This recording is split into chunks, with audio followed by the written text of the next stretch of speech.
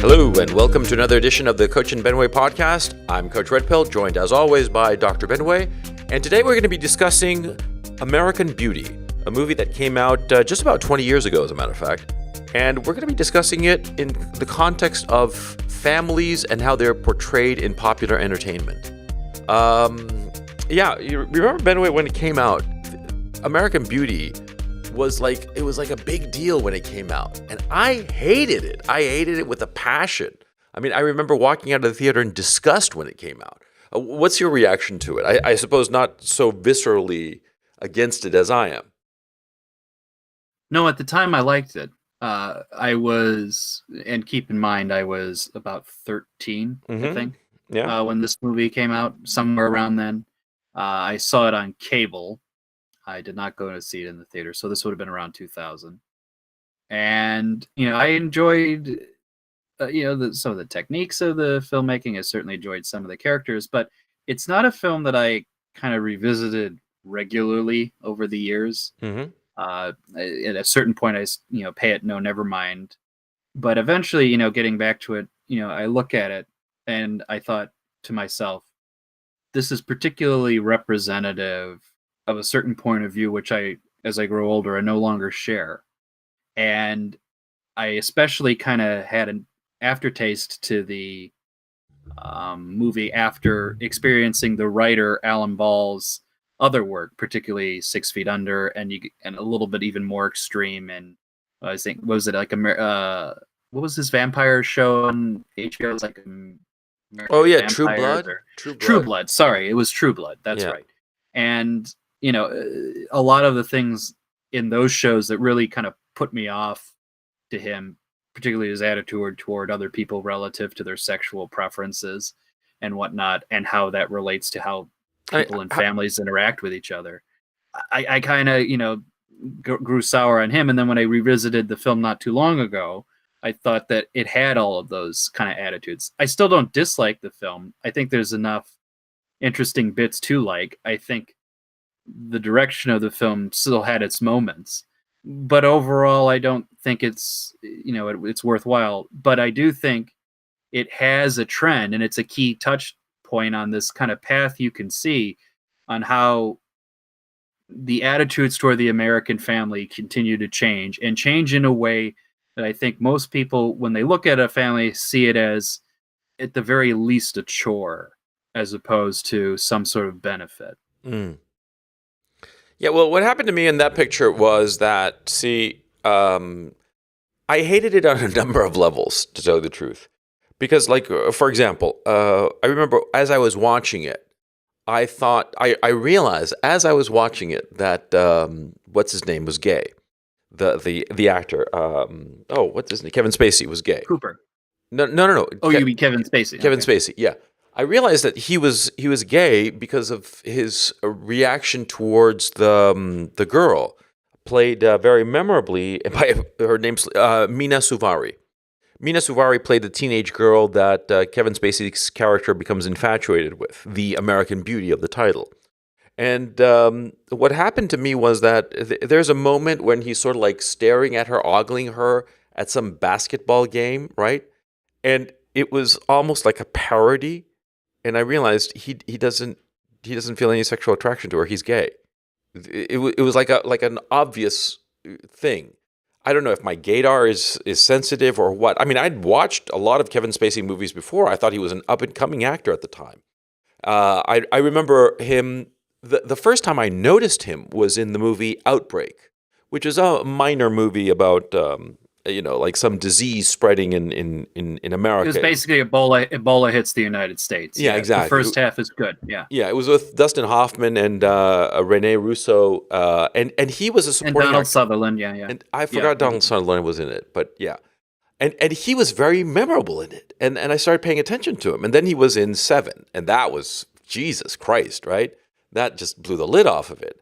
And then The Usual Suspects, he was on a roll, right? And so by the time he's doing American Beauty, I'm like a big fan. And I watched it, and I'm all of a sudden realizing this guy is seriously gay, because his attitude towards the Mina Suvari character was not the attitude of a heterosexual male. It's just not. it was and it was bizarre. I found it just odd. Just, I mean, it struck me as I was watching the picture. Okay, then the issue of Chris Cooper, being a repressed homosexual. See, it didn't make any sense the way the character was structured. It just didn't. And there were a lot of attitudes in the movie that I thought were kind of absurd. It was supposed to be a contemporary movie. It was supposed to be taking place in the present being 1999. And its attitude towards a homosexuality, its attitude towards smoking pot was just so archaic, so like early 70s kind of. That it didn't make any sense. Early 70s, even earlier perhaps, 60s kind of thing. It didn't make sense. It was a movie that just did not make sense. The homosexual neighbors, for instance, they were the only normal couple in the whole neighborhood, right? Yeah. I just didn't. I just didn't buy it. Yeah, I mean, I think all of those specific points are all fair. I think what we need to do is, because I don't think everybody's seen this movie, especially some of our younger audience. I'll just summarize it thus. Sure. It's a film about largely two families, mostly one though. With Kevin Spacey being the lead character. Kevin Spacey is narrating this film from the point of having already died, as you will come to find out. His character's situation is thus: he is working a very menial white-collar job. I think he's basically in sales, not making a lot of money. His wife is in real estate, making more money than him. Think of his wife as the ultimate Hillary Clinton archetype. Yeah. That's pretty much who she is. His daughter kind of hates him. His wife is making more money than he is. His attitude toward life is, the James Bond marathon on TV is really the only thing that I have interest in besides jerking off in the shower in the morning. And, he's certainly disappointed in his life, but by virtue of reaching a fuck it all point, he tries to reassemble it. And his family comes to be annoyed with him in this process. Now, that's the kind of structural premise, and complications ensue. But what you will see throughout this film is the creative spark to say fuck it all or change it. It's what's celebrated in Kevin Spacey. The happiness of couples in the movie, the only happy couple you're going to see, to your point, is a gay couple down the road, of which I think Scott Bakula is one of the members of that gay couple, which I always thought was funny. But that's kind of the situation you're dealing with. Right. And what you get in the film is, you certainly, I think, in it capture a lot of actual frustrations you will see in actual families. I think, kid hating the parent, the father being in a kind of like a rut, and just the utter frustrations that come with that feel very realistic, feel very interesting. But what you ultimately get is, in the film, you're trying to wonder, what's the point of view, what's the argument, because this is kind of a film that has one. And what would you argue is that point of view, or that what are they trying to come across? I think if you're going to get any kind of point of view, the notion or the perception of this, any kind of structure you impose on a person leads to contortment, sadness, anger toward your fellow human beings down the list. The only way of existing freely, healthily, in better relationship with other people is to stop and smell the roses, or be free as a bird, or do what you will, free. Say fuck it all, kind of thing. Yeah. And that's kind of what Kevin Spacey embodies. And in counterpoint to him, the example of letting structure overwhelm you to the point where it distorts and destroys you and those around you is the Cooper character, the neighbor down the street. Not even down the street, I think it's the next door neighbor, right? Yeah, I think so. Yeah, couple that just moves in with a son the same age as his teenage daughter, more or less. Cooper is, I think, it was either like an ex-soldier or an ex-Marine. I think it was Marine. I could be wrong. Mm-hmm. And he's very structured. He's like, I don't like locked doors in my house. He beats his son for disobeying him. He is clearly a contorted, broken man, which you get in as the movie progresses. As you said, the reason he has all of this structure controlling him is because his reality is that he is gay. He hasn't expressed it. The one attempt he has of expressing it is towards Kevin Spacey, who says, "I think you got the wrong idea. I'm not gay." Having been revealed and his structure's fallen apart, the only way he feels he can resolve the matter is to kill Kevin Spacey and then kind of hide the one person who saw him for who he really is. That's the kind of story you get. And I think the attitude that this was written from a gay man who no doubt had feelings like he was being overstructured in his society is getting that situation where he says these family institutions left as healthy left as kind of normal nuclear family institutions are nothing but the cages from which I will have to break in order to save not only myself but my fellow participants in the family. Yeah, yeah. It's basically, there's a sense that the family unit in and of itself is intrinsically bad, and it must be destroyed. That's the sense, because the Kevin Spacey character, he becomes quote unquote liberated. I forget what happens. He gets fired, but he gets money, or something like that. So what happens is he. Well, it's just plot mechanics. So I have a larger point that I want to make. That the thing that bothered me about the picture was that it belittled families. It made the family as an institution in and of itself, rather than a nest that could provide support and comfort and care for its members. It made the family the bad thing, the thing that had to be destroyed. And that attitude just deeply, deeply offended me at the time, before I had a family of my own, okay? I thought that it was a bad example that was just corrosive. That was corrosive, and that movie was the one that was celebrated because it won the Oscar for Best Picture of its year. I found that just deeply offensive, deeply wrong, because it was basically saying, the family is bad, and if you're in a family, you don't realize how bad you have it. But I know better, and if you're liberated from the family and you're free as a bird, then all is good with the world and you'll be happy. I fucking hate that attitude. It's a typical neoliberal attitude. It's a typical attitude of how can I put it? That we're all individual. The individualist attitude that is just so. It's the liberalism run amok that I despise. Well, that's why the motive for Kevin Spacey breaking free is important, especially as it kind of reveals itself. His immediate motive is seeing his daughter's best friend, the American Beauty blonde character, and then beginning to fantasize about her. That is the immediate spark of saying, "Oh, I have desires that I want to dream about, fulfill, what have you." That then leads to a relationship with the boy next door. They smoke pot, and then he just basically comes to the point where he kind of acts and wants to behave as if he were a teenager again. Yeah. Kind of. It's a parody in a twisted way for those of you not who have read Loki, but those of you who've read Loki's other interlocutor, Rousseau. What is Rousseau's notion? That there is something of a man liberated in nature who, when he encounters society, becomes restricted and unfree. Parody of that, I say, is youth. The youth culture is a version of that. Youth, before you enter the confines of living in a society with responsibilities, or you're free as a bird, you do all these wonderful things, but then you get a family and you're fucked. And what Kevin Spacey is doing when he smokes pot, when he fantasizes about a young girl, quits his job, but blackmails them by basically saying, I'll accuse you of sexual harassment. Then he decides to work at a McDonald's just for the sake of having as little responsibility as possible. He explicitly wants a job that has as little responsibility as possible. He behaves in a youthful fashion. That is, in some sense, certainly a boomeristic, but at the very least a liberal notion, a kind of liberal notion, contemporary liberal notion of what it means to be free.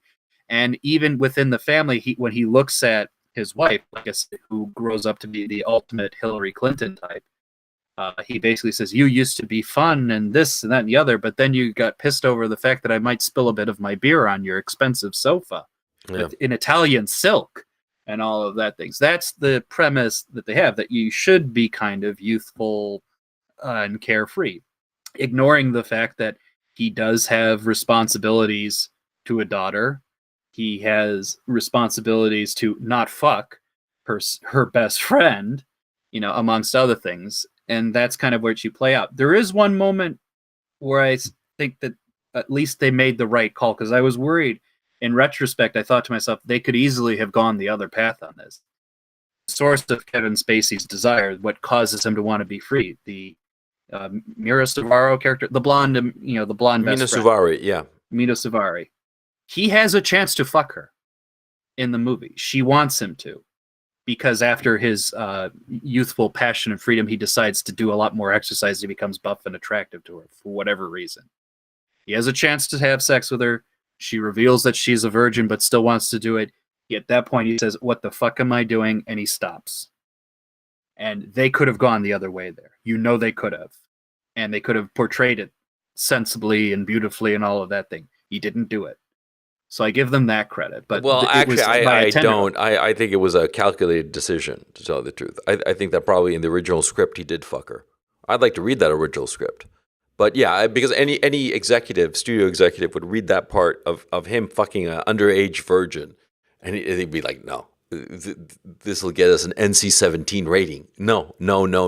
Okay. And yeah, that was not an artistic decision. That was a marketing decision. That was a business decision. I actually think that I could very well be, but I think you can only treat the film as it is and not do a metatextual imposition on it. But just say, the film did not make the complete disaster choice of just. Well, I can tell you that I can tell you from a bit of experience on that issue, that a studio executive would have said, this part has to be changed. It would have to be.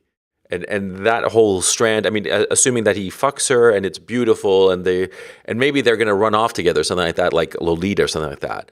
The studio executive would have said, no way. And he would have pointed to two things. He would have pointed to the NC-17 rating that they would inevitably get because of that scene, even if nothing is portrayed. And I mean, like anything sexually explicit or no nipple or whatever is portrayed, just by the fact of it, they would have gotten an NC-17. And also, Lolita had only recently been redone by what's his name, Adrian Lyne. Yeah, who he did with Jeremy Irons and Dominique Swain. And again, they cast a girl who looked too old. It's two times in a row already. The whole point of Lolita was that she looked like a child. But anyway, the point they keep casting a 14-year-old, but Lolita in the book is 12. Yeah. And so anyway, that movie had bombed. Okay, so yeah, I can tell you right off the bat that and also this was like the first movie that DreamWorks was putting out, and they had a lot of they had a lot riding on the picture, not in terms of the money but prestige. They needed this movie to be a hit. They needed it to be like serious and successful.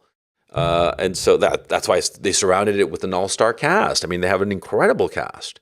Annette Bening, what's his name? Cooper, Kevin Spacey, even the teenagers, Thora Birch, and the other kid, his name slips my mind. And yeah, they were all just terrific actors, and this was a prestige project for DreamWorks. They had to make it like a big deal. So anyway, as the picture... I found it glorifying irresponsibility. Glorifying irresponsibility and belittling families. See?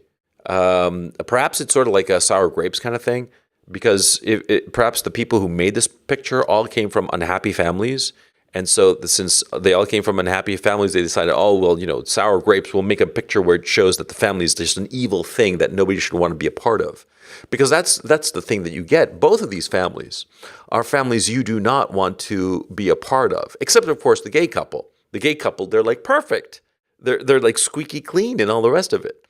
And I just found it just bizarre and pathetic and wrong, Well, you and I have talked about this before, where you just deal with the fact, not almost exclusively, but often, you are dealing with artists, people who decide to become artists, perhaps in response to fucked up family situations. Yeah. I was just looking at Alan Ball's background. Alan Ball's a screenwriter, and a screenwriter for this one is actually a little bit more important than not, because this was an original screenplay that was developed. by all intents and purposes, it's fairly much what he wanted to do, and he subsequently had a notable career, basically leading a lot of big television. Yeah, and Creative they freedom. all followed And more or less this. Yeah, yeah, the same. But so in addition to him just being gay, and that attitude certainly permeates almost everything he's written, certainly permeates this film. I was looking in the background of him. And he says, okay, yeah, his father was an aircraft inspector. His mom is a homemaker. Okay, he comes from the traditional family. Here's the thing. There's a bit of trauma in this background. Older sister killed in a car accident when he was 13, and he was in the passenger seat at the time. This is already someone who's kind of has a broken attitude with the members of his family. I mean, not that I could tell from right here he had bad relationships with his parents, but he's already in literally a shattered environment at this point. That carries with you.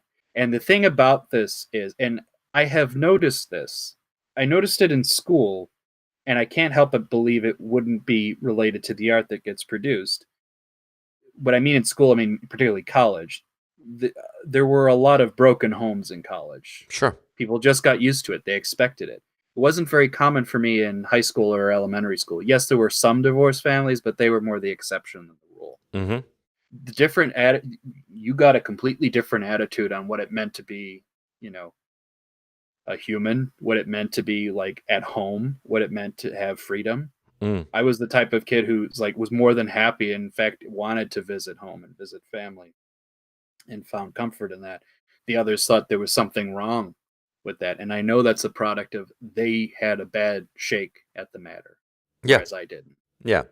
Well, as I was telling you before about it, before we started, was that, see, the artist basically, two possibilities. Either the artist intrinsically is not able to fit into the family, and therefore the family becomes a source of frustration and unhappiness to him that he'll later express in his work, or the family is itself the problem because the parents don't get along or whatever, or some tragedy or what have you.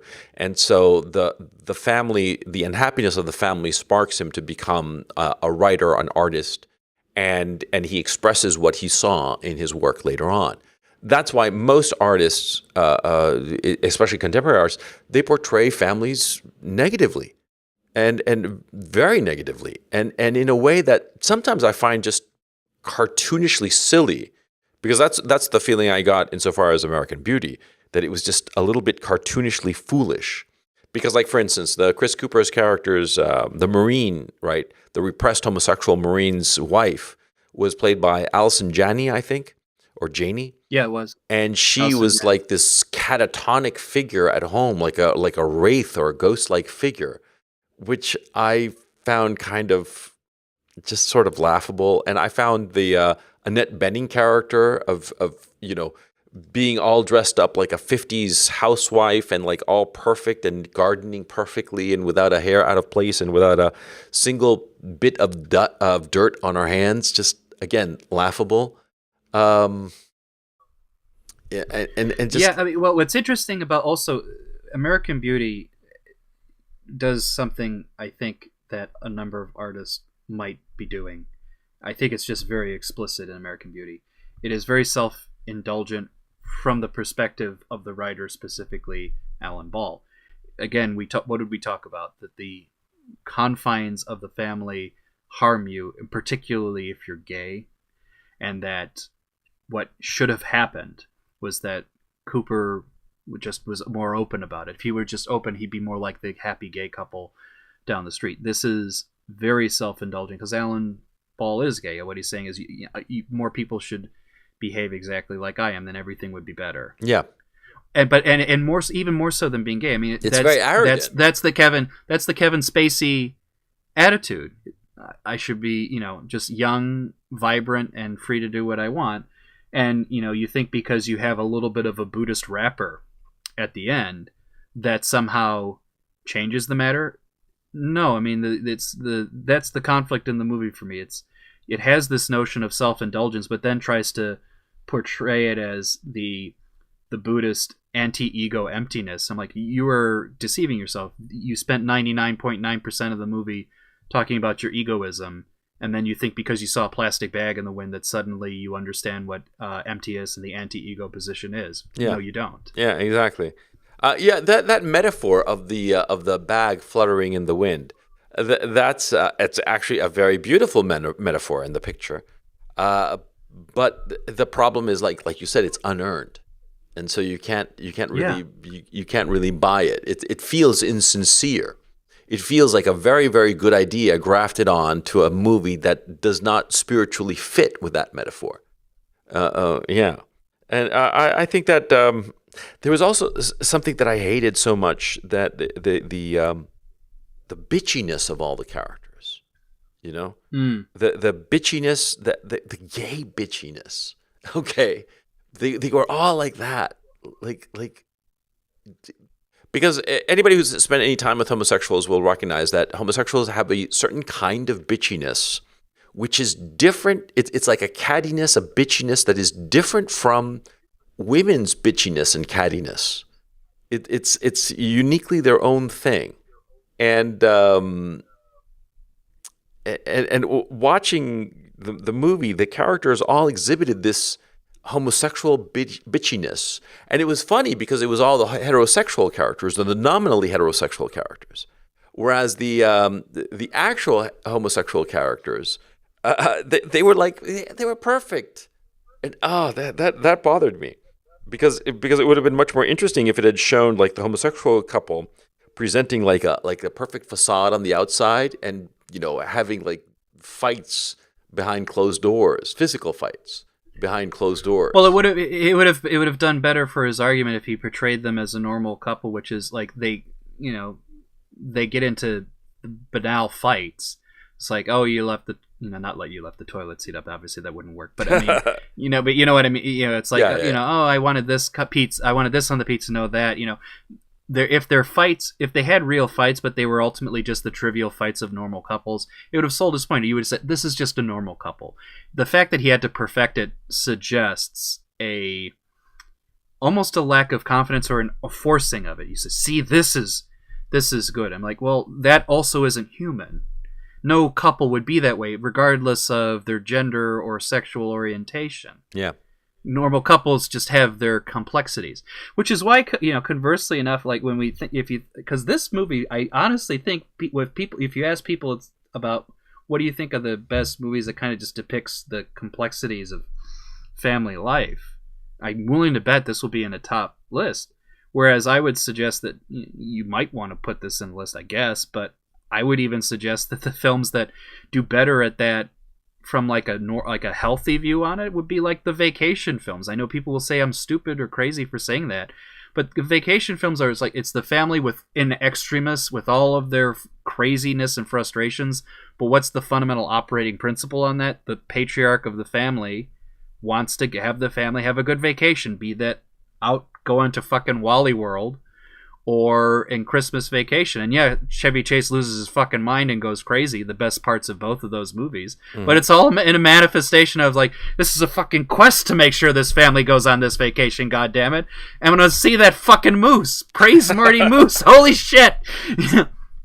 Yeah. Yeah. I mean, because contemporary films do not portray normal families. They do not portray happy, healthy families. The only happy, healthy family I can think of is actually Roseanne, Right. in the sense of, let me rephrase that, the marriage.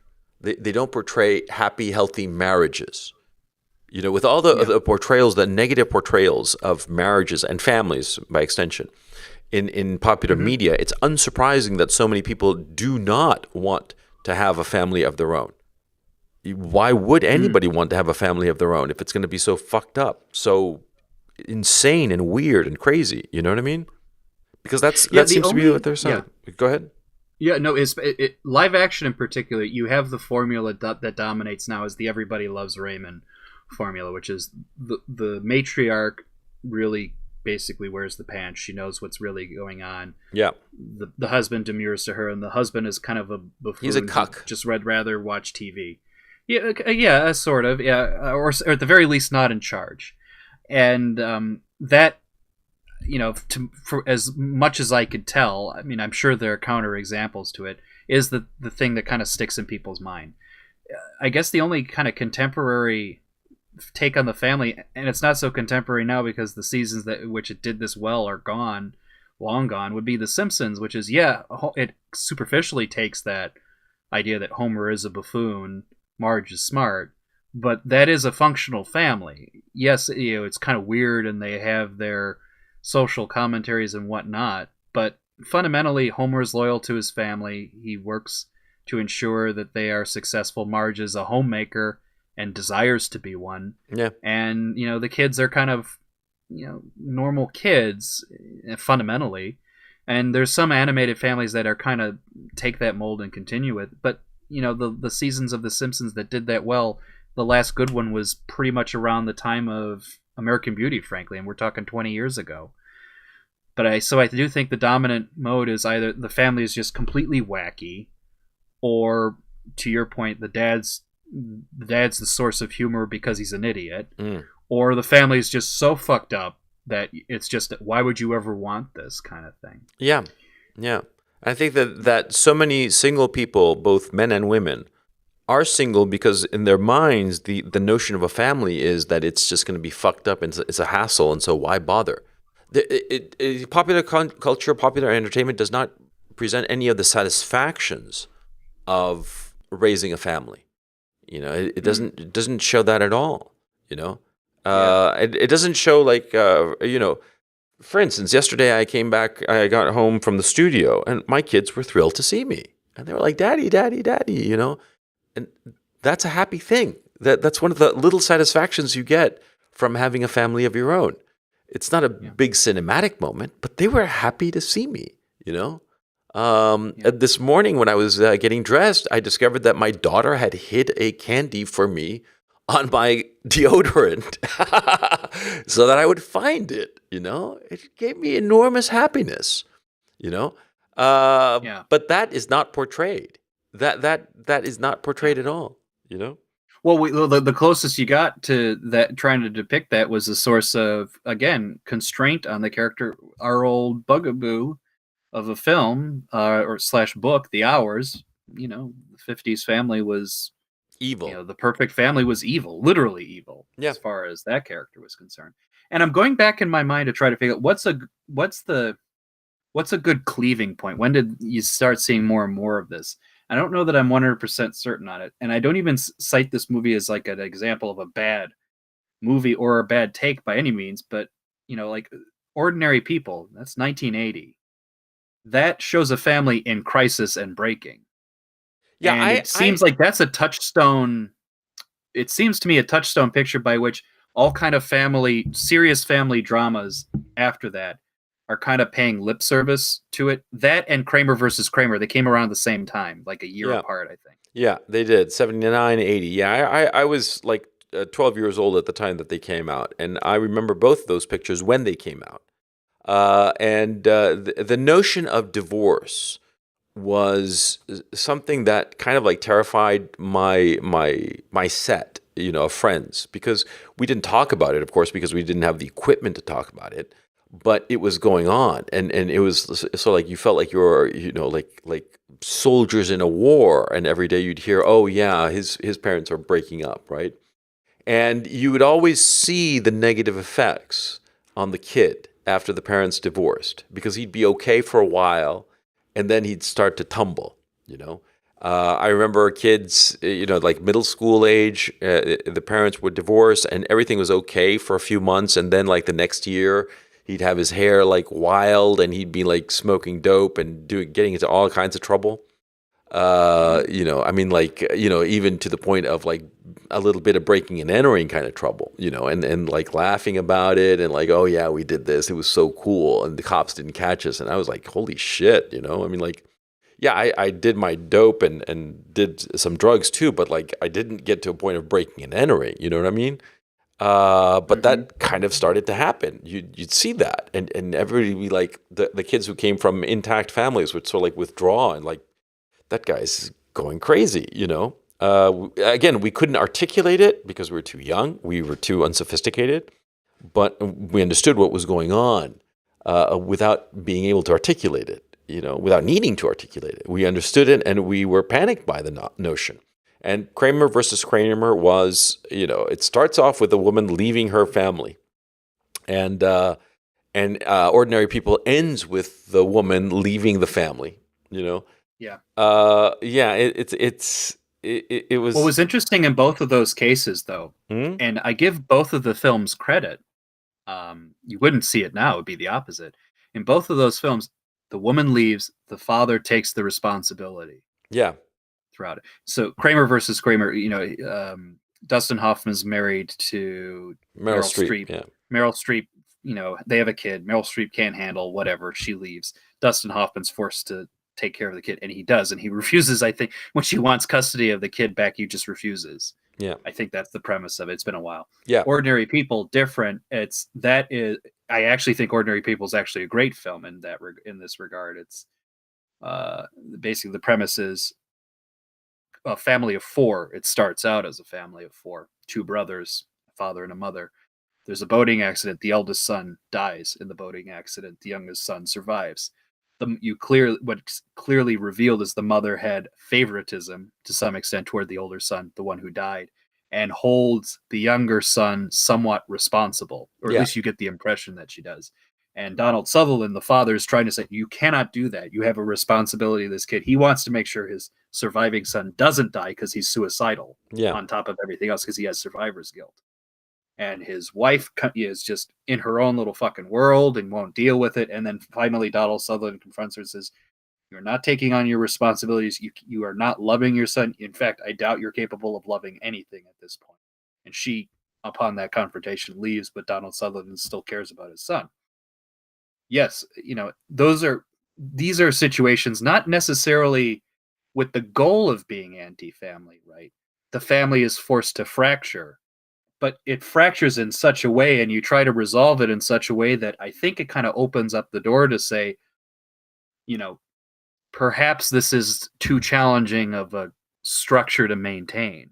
At least you potentially get that impression. I well, don't think that's the goal of the films to say that, but I think that kind of is a conclusion that some people take from it. yeah, I would agree with that. And also, there's the obvious problem. You see, like a family healing and just getting over some disaster takes time, and it takes time, and it's an incremental process. It's not a dramatic process. On the contrary, it's undramatic. That slow easing of tensions, that slow dying down of whatever problem, because most problems in families are not solved dramatically. Most problems are sort of like slowly ironed out over months, years, sometimes decades.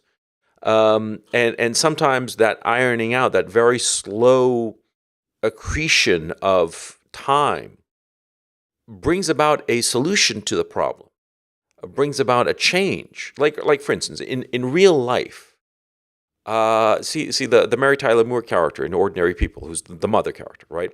She would have, Mm-hmm.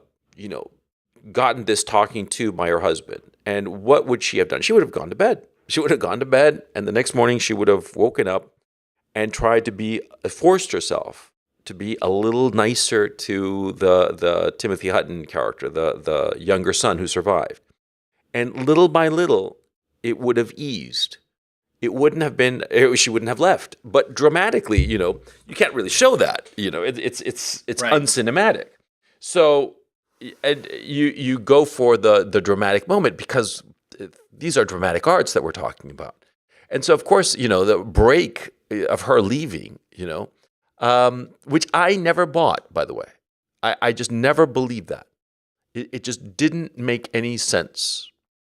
See, because Well, especially if you think about her patrician attitudes, because the movie makes clear that she is, in some sense, operating as an upper middle class patrician right, woman, and the film makes a point about her mother being kind of the same way, about like you must be, because Mary Tyler Moore expresses to her mother, "I don't know what to do with my son because he's not operating in the structures that I would have expected."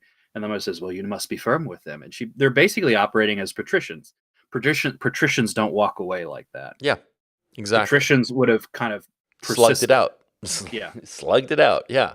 That's one of the great virtues of patricians, or at least of a certain breed of American patrician. Yeah. But the other thing I didn't like, of course, was the shrink played by Judd Hirsch. I Mm. remember very clearly Pauline Kael's criticism of it. That oh, the nice Jewish therapist will solve all the problems and get everybody in touch with their feelings, and she thought that was just so much bullshit. And she herself is Jewish, so it wasn't like an anti-Semitic Well, crap. yeah, because because it's funny because that is in some sense the cliche that story portrayed because that family is your WASP family. Right. It's intentionally a WASP family, but you have and the fact that Judd Hirsch is Jewish, he could have been Italian, he could have been a Polak, he could have been a non-WASPy family. It's like, look, I'm the guy with the life in his veins. Oh, you vey. And you just have to go out and have some bagels and lox, and everything will be Yeah, happy, kind of thing. exactly. But that's a cliche that they were playing, and Pauline Kael was right to note it. Yeah. But that is, and it's funny you mentioned that because this may be a stretch, and we're talking about America specifically, so I can't say that this is true elsewhere. But wouldn't you kind of say that the frustrations that you see depicted in the arts with regard to the American nuclear family and the frustrations that you see in the arts with regard to the waspy kind of America or the Protestant white America are kind of related? Like it's they're the frustrations with both kind of overlap, and it's the same kind of people who don't like both of those two institutions. Yeah, it's basically they don't like structure. They Yeah. reject structure, and they don't like a structured existence because it prohibits them from indulging in their more base, more selfish, more nihilistic, more crude desires and aspirations. Yeah, of course, it makes complete sense. They object to the waspiness and they object to the nuclear family because both of them are structured, highly structured, Mm-hmm. so that certain outcomes obtain. And that's what you I mean, want. and yeah, yeah, and go back to and funny enough, going back to American Beauty again, the Cooper character has a trifecta. Not only is he has a nuclear family, not only is he pretty much waspy-ish, Hmm. or at the very least white, he's also in the military. So you've got the three big institutions that they don't like: family, um, white race, religion, Yeah. and the military. Yeah, but the thing is, see, it's they don't like those structures, but they like structures of their own, different kinds of Mm. structures, and they are just as highly regimented in their own structures. And there are certain things that you have to do, even though you might not really feel like it. I mean, you have to be gay, even if you're just totally hetero, you know. And if you're not gay, you're not in touch with your feelings or some shit like that, right? I mean, come on. How many people now, parents now, are shoving their children, small children, into being transsexuals because it's like the Mm. fashion, and the kid doesn't want to be a transsexual. He's just, he's just experimenting or he's just goofy. I mean, shit. I've mentioned this a bunch of times. My son sometimes pretends that he's a dump truck. Okay, or not a dump truck. Yeah, a dump truck, an excavator. He thinks that he himself is one. Okay, he's three. Okay, so of course he has crazy ideas because he's three, and we don't indulge them. I mean, we sort of do. We let him, of course, pretend to be a dump truck because it's funny, and but we're not going to, take him down to the doctor and see if we can turn him into a transformer for crying out loud, right? I mean, he's not going to become a Decepticon or whatever the name of the fucking robots is, right? But there are a lot of parents who, that the first sign that the kid likes to dress up in girls' clothes, which I think most children will go through a period like that. I don't know. I mean, neither of my children have gone through such a phase, but who knows? But the point I'm saying is that, see, they will force them to be, transsexual. They like it or not. It's just different structures. It's the approved structure.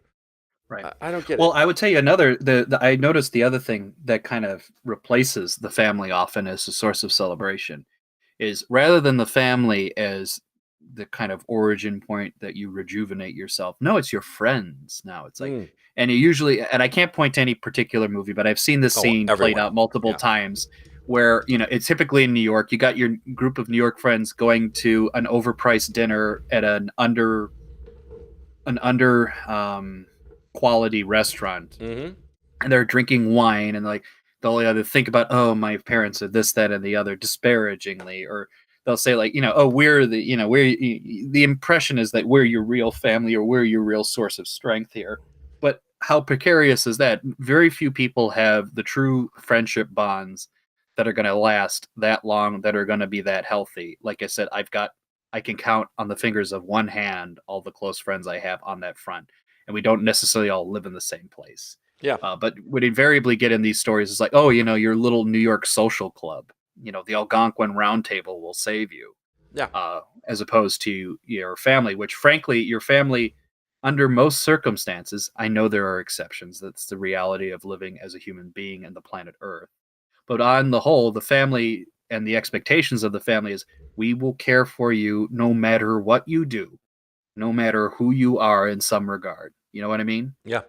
That's stronger than a coterie who will ditch you the first time you vote for the wrong presidential candidate. You know what I mean? No, it doesn't make any sense. Okay.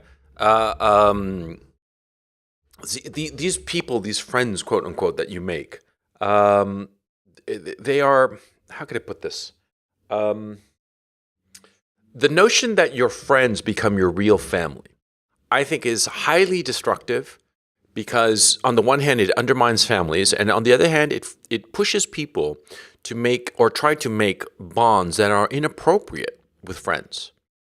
That are just, you shouldn't be burdening friends with these issues that are properly the purview of a family. You see what I'm saying?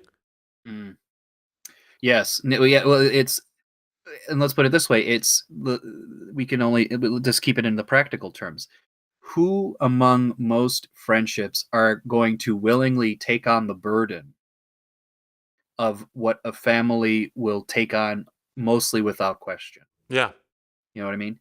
Uh, there are very few people I would count on the friends who could go to me or I could go to them and like unleash. This is the situation, and expect to get a response that isn't predicated on like self-interest or why are you coming to me at like this hour of the night, I got like shows to watch kind of thing. You know what I mean? Yeah. Yeah. Right. I mean, there are very few people who can take that on, and usually it's a result for those friends that I do have. They are, comparatively speaking, ancient relationships that I have, and those are the only ones that will do that. The only ones who should even consider doing. But somehow, like, think that your little clutch is going to be able to do it. It's not. The only time I have seen depicted where something like that happens and it makes sense and I accept that it would work is under extreme situations. Most recently, I think I told you about this. I don't know if you ever watched the episode. I do watch The Crown on Netflix from, regularly or from time to time, if you will. There is one episode that's trying to talk about the reality of Prince Philip's childhood. This really happened.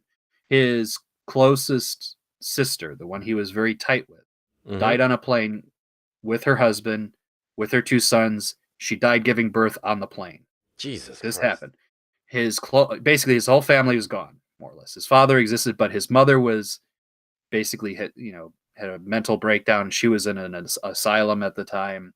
His father was fucking around at some mistress. Philip basically had no one at this point. Mm-hmm. And the school that he was being brought up with at the time Mm-hmm. in Scotland, Mm-hmm. basically the instructor there says, "We understand you will go, you will bury your sister and her family.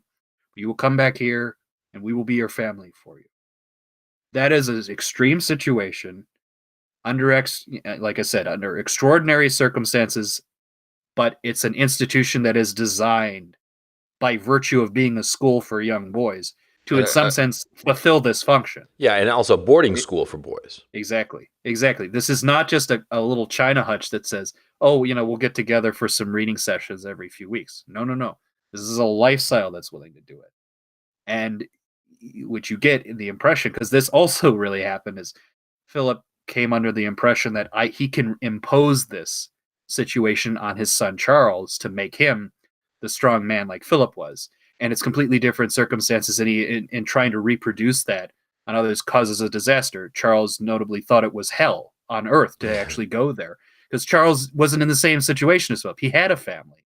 Yeah. He had, his mother, his siblings, even the fucking staff were close to him. Yeah, so to impose that as a disaster. And that's the same thing with this kind of notion of Hollywood friendship, right? Yeah. If It may work under a specific circumstance for extreme reasons, but as soon as you think like I'm going to say what you need is that kind of moment of what I had with like good friends, you're going to kill that kid. You know what I mean? Well, not literally kill No, them, no, maybe. of course not. But you know what I mean. Yeah. You are not considering the reality of the situation. Well, Sorry, that was a tangent, but you get my point. yeah, yeah. To go back to the notion of like strangers becoming your family, um, it ties in so neatly to the whole notion of the liberal program, of the liberal democratic program, Mm. of the breaking any bonds and making you a pure individual. It just ties into that just perfectly. You know what I mean? And Mm. it's something that I find deeply, deeply disturbing, um, because it's wrong. It's just fucking wrong. Um, We're and that well that also comes out of American Beauty. Kind of circle back on that. What did I mention before? Like the youth, the vigor, and the freedom, and everything. The notion that from the individual ex nihilo will come the man, will come the healthy, future state mhm. of said person, is a fiction. It's a pure fiction. You respond to the environment around you, you respond to the people around you. You carry with you, even at the level of your DNA, the generations which preceded you. And the idea that if I just stay young, and that was the worst part, that if I just stay young and think like I'm young and unencumbered by responsibility, that somehow you are going to achieve a healthier lifestyle. Think It's about fucking crazy. every example, and we all can probably point to a reality or an example in real life where you saw the middle ager, the 50-year-old, the 60-year-old, God help us, Hmm. who still thinks that they can fit into, jeans, and who thinks they're going to go to the local, to the concert with their kids Oh and, God. fit it. That's what the reality of that is. You know what I mean? I mean, you're not going to go into your gym and get buff by and large. You're No. going to be an embarrassment to Yeah. yourself. Yeah. And the funny thing is that, see, a lot of these guys who want to like try to stay young, they figure that by staying young they're going to get the girls or something like that. First of all, that doesn't work because they look laughable. And secondly, the young girls will go for the older guys who is acting like an older guy, who's just like, yeah, I'm 50, fuck off. They'll go for that guy. But for the, hey, fellow kids, I'm a 50-year-old happening dude, they'll laugh at him because it's foolish. You have to be who you are. And that means that if you are a 50-year-old, I'm a 50-year-old man. I act like that. I mean, I don't pretend that I'm one of the kids. I'm not. I'd feel foolish, you know. I've said on a couple of times that I'm going to be going to Knoxville in January for this Andy Worski Tonkasoff fight, which is just going to be absurd, right? And yeah, I'm looking forward to it because I'll be able to pretend, that for a bit that I'm like at the frat house, it's like a road trip with the guys, and it'll be fun, right? But see, I'm under no illusions. Okay, it's not. I'm going to be a 50-year-old guy, and I'm going to go to sleep at a reasonable hour. And by the third drink, I'll be like, no, I'd prefer cranberry juice. Thank you very much. Yeah, because I'm not fucking 22. I'm not going to get wasted. Do 10 Jägermeister shots and get all wasted in fucking Knoxville, Tennessee. No, that's not going to happen. Not with me. I'll do 2 drinks and then cranberry juice. And I'll go to bed, 12:30, maybe 1 if I'm pushing it, and that'll be that. Because you got to act your age. But this notion that you want to be forever young is so consumeristic and so pathetic because it fails to recognize that at each stage of your life, there is great happiness to be found, okay? That perhaps the people that you knew of that age were not able to find it. Well, that doesn't mean that it doesn't exist, now does it? That seems to me the guiding notion of so many of these pieces of art, that you get to be a certain age and there's like no happiness and you're just forever striving to be young. I don't want to be young again. I was young once and it was just, some of it was fun and some of it wasn't. And most of the time A lot of it was just insecurity and unhappiness in my insecurity. I don't want to repeat that. No, I'm happy Right. now. You know what I mean? Yeah, the best you could say about wanting to be young is the physical aspect of it. It's like, oh, it's a little bit easier to move around. That's Sure. pretty much about it. Yeah, exactly. But sometimes I think it's just literally that selfish, maybe. Maybe it's like, yeah, maybe some people think that their youthful vivaciousness of like, it was back when I thought everything was possible. It's like maybe some people believe that, but I think a lot of people are more like, hey, I want to be able to fuck for 4 hours at a time again, or 5 hours, or 7 hours, or Well, you know they what I got mean? pills for that. Yeah, they certainly do. Just ask Bob Dole. Bob Dole can still salute if you know what I mean. Yeah, good on him. Well, I hope not. He died, didn't he? Oh, he's still alive. He was at George's funeral. He's still They had to, alive? he's still alive. They had to help him out to salute George. And I think he saluted him with multiple instruments. But needless to say, he's still around. 95 Absolutely. years old and still going strong. Good on him. Well, here's a little before we leave for the day. I was going to ask this exercise. When is the last film you could think of, the most contemporary, be it film, TV show, whatever expression you want to find, that you actually thought depicted a kind of typical family, a normal family, a nuclear family positively, or at least in a healthy fashion, or at least somewhat sympathetically? I can say right off the bat, Peppa Pig. What is that? I've never heard of it. Well, it's well, of course, because you don't have 3-year-olds, right? But if you had 3-year-olds, you'd be all down with Peppa Pig. Yeah, Peppa Pig is this little girl. She's a pig, and she lives with her little pig family. And there's Daddy Pig and Mommy Pig, and the baby. His name slips my mind. Whose only word is dinosaur because he's got a stuffed dinosaur, right? And he's obsessed with his stuffed dinosaur. And they're a British family, and they're voiced by very good actors. And they're lovely. It's charming. All of the cartoons are very gentle, very soft. The thing that they love to do the most is jump in muddy puddles. And they have little adventures, and these adventures are very, non-dramatic. Because you got to remember the target demographic. This is for 2-year-olds and 3-year-olds, and the idea is not to scare them. It's to involve them, but be very gentle. And anything dramatic is always solved. And like, for instance, one of the episodes is that they drive and they get lost in the car, and and they go here and they go there until finally some nice stranger tells them where to go, and they get to where they're going. And it's like that. It's like, in a sense, it's quite boring, but it is kind of fascinating. And the Peppa Pig family, her family is the nuclear family, and they're very happy.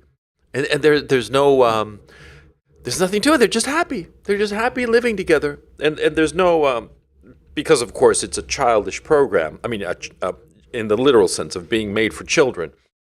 There's nothing. How could I put it? There's nothing dramatic or nothing like that. No hurt feelings. Sometimes there are hurt feelings, but it's very gentle, and it's very like, this is how you work out the problems, and you just that kind of thing. And so that's the only media depiction I can think of a healthy family. Yeah, the best example recently I have, and it's weird because it doesn't necessarily per se depict a healthy family, but it does the opposite of American Beauty. If you think of American Beauty as in some sense leading to a dissolution Mm-hmm. of a family, Yeah. this film that I'm going to pick, it's the restoration in some sense of a family, and it's the Royal Tenenbaums. So think about the structure of the Royal Yeah. Tenenbaums, which is you see the family disintegrate because the father's selfish, the kids are self-indulgent, they lost any sense of cohesion. It's breaking down. What is the premise of the film? Well, Gene Hackman is trying to, upon seeing that his wife is going to marry some other guy, a black guy of all things, he says, no, I'm going to fix this, goddammit, even if it starts for selfish reasons. What does he wind up doing through the course of that film? Reacquaints himself with his wife, gets her forgiveness, gets the forgiveness of his children. The children realize that their lives independent of each other, left to their own neuroses, is destructive. Brought together, even at the least in some spiritual, psychological sense, is much more restorative, much more healthy for them than otherwise. So that's one of those great examples where it accepts as a given this is a fucked up family. It's basically the Glass family for those of you who've read J.D. Salinger. The difference is, in this case, the father will act as father and fix this somehow, even Yeah. if it's in a limited way. I give it a lot of credit for that. Yeah, you're right, because it is like that. But to tell you the truth, I don't see any happy families in media, and that's the thing that bothers me. The fact that there's no positive portrayal of families leads so many young people to think, why bother? And I think also the negative portrayal, and the fact that at the end of it, so many of the problems of the family can be fixed by separation. Like it happens at the beginning of Kramer versus Kramer and the end of Ordinary People. That your personal happiness is more important than the family unit. And also, there's also this bizarre and very conservative, if not juvenile, notion that if you're unhappy, you're forever going to be unhappy, which is, of course, childish and immature, because you can be very unhappy in a given situation, and eventually, just by virtue of time and getting over whatever problems are going on, you'll be very happy in that exact same situation. See, because you are not static, and the situation, a structure might be static, but your appreciation of that environment, appreciation of that structure, is not static. It evolves, and something that it makes you deeply unhappy during a period of time can make you later very happy and very nostalgic. Right. Yeah. And what's great about you mentioning that is, I actually find that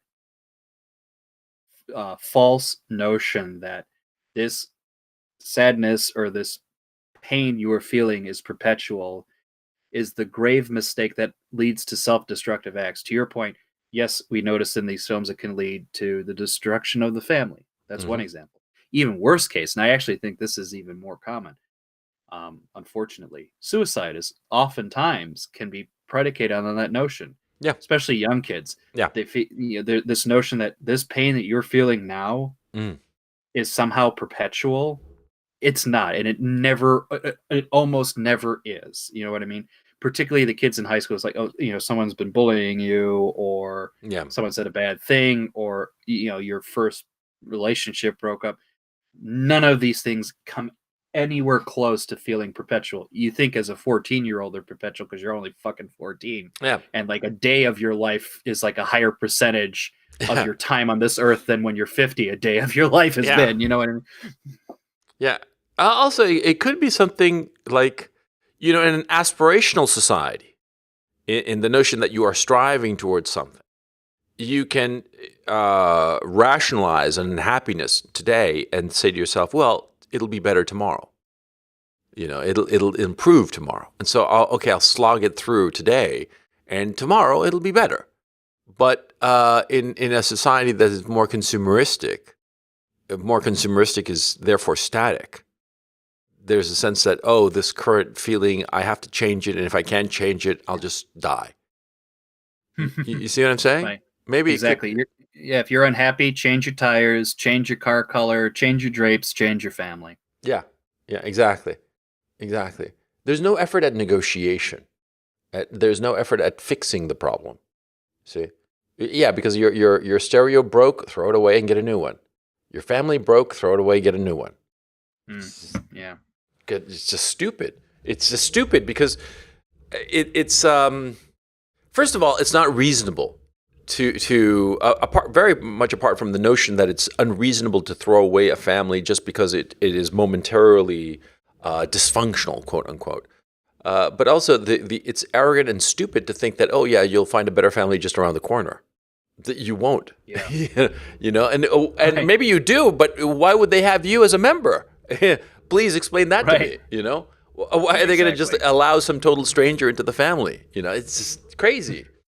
But excuse me, happy family. I just divorced mine. I noticed you had an extra spot at your table. You mind having a fifth member?